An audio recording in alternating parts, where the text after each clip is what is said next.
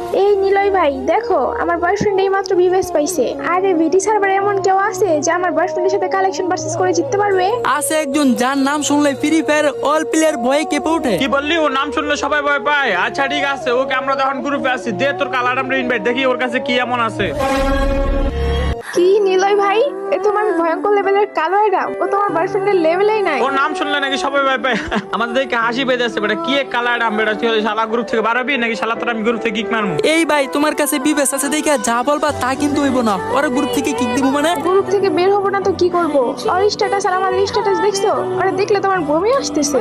আর জান এই গ্রুপে দেখলে আমাদের মান সম্মান সব শেষ হয়ে যাবে, এই গ্রুপ থেকে বাড়ো তো। কে কেন গ্রুপ থেকে বেরোবে কেন? তোমার বুকে সাহস থাকলে কলেজে থাকলে তুমি ওর সাথে কালেকশন ম্যাচ করে জিতে দেখাও। চুপ থাক তুই, যার কাছে ভালো ড্রেস আপ গান স্কিন নেই ওর সাথে কালেকশন বেস করে কি মান সম্মান হারাবো নাকি? ভালো ড্রেস নেই মানে?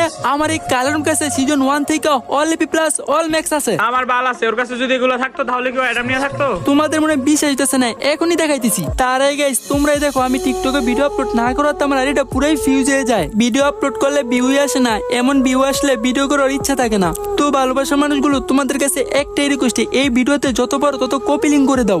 যদি তোমাদের কপি লিঙ্কে আইডিটা আনফিউজ হয়, আমি টিকটকে কন্টিনিউ ভিডিও আপলোড দিব। পাওয়ার অফ কালারডাম দেখা তো।